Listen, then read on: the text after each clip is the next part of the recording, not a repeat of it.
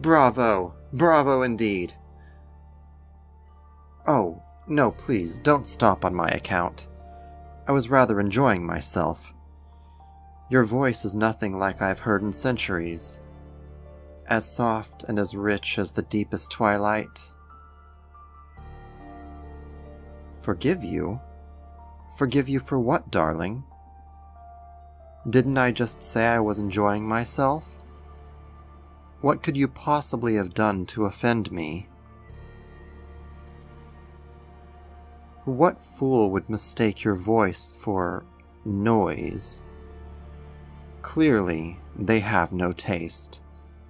Besides, even if the rules do say that slaves should be silent, am I not the prince? The lord of the abyss himself? The infernal mountains themselves would crumble if I told them to. So if I say you may sing, then you shall. In fact, I say it would be a crime for anyone to silence you. I haven't seen you around before. Surely I would have remembered a lovely little thing like you. When did you... Ah, wait. That's right. Asfadar told me we'd gotten a new shipment the other day. You must be one of them. Who are you, my dear? What is your name?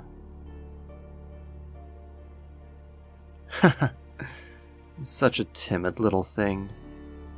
Look at you, trembling like a flame in the wind. Don't be afraid, darling. I don't intend to harm you. You've done nothing to warrant any kind of punishment, let alone one as harsh as my hellfire. Or do you think I go around incinerating my slaves just for the fun of it? Of course not.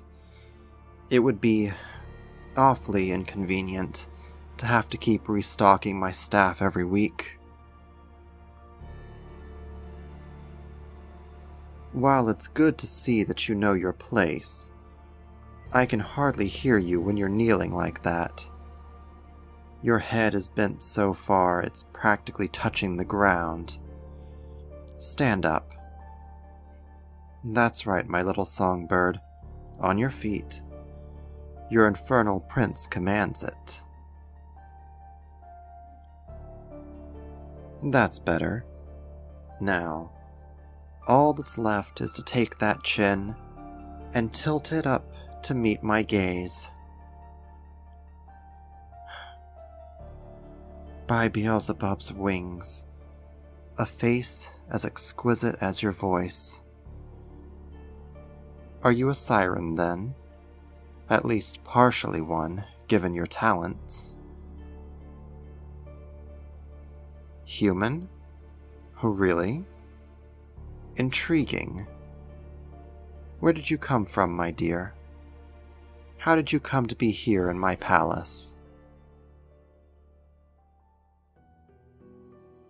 I see. So you were stolen from the mortal realm during a raid. The slavers brought you here and sold you to the palace. What do you do here? Ah, but if you usually work in the kitchens, what are you doing out here on the terrace? Ah, of course, hence the scrub brush and the bucket of soapy water. This isn't one of your regular chores, then. In that case, I suppose I'm quite fortunate that I chose this time and place to take a break. Oh, long enough. 3 or 4 songs, perhaps. Look at those cheeks, glowing like burning coals. They're even warm to the touch. Just when I thought you couldn't get any more radiant. You're making it harder and harder for me to keep my composure. I heard that little gasp. What's the matter, darling? Does my touch burn you? I've been told it's like a brush with an open flame. Or is it perhaps the feel of my obsidian claws, as sharp as a razor? Don't be afraid, darling. True, they could easily slice through anything, be it metal, rock, or bone. But as I've said, you have nothing to fear from me. Or, if it's none of that, then perhaps it's just the honor of having the Prince of the Abyss himself caress you. Is that it? Well, I suppose that depends. What is it you wish to ask me?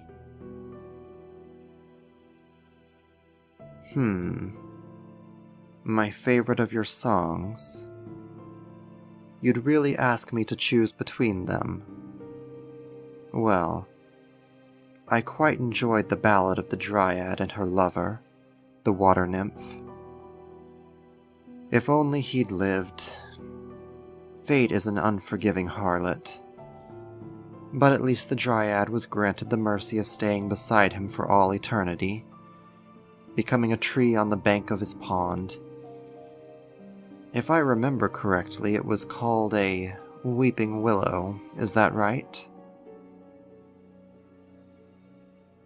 Yes, beautiful indeed. Your mortal stories are quite different from ours. Our abysmal tales are largely about conquest, subjugating the weak, teaching mortals their place. It's refreshing to hear a story that isn't about battle or war.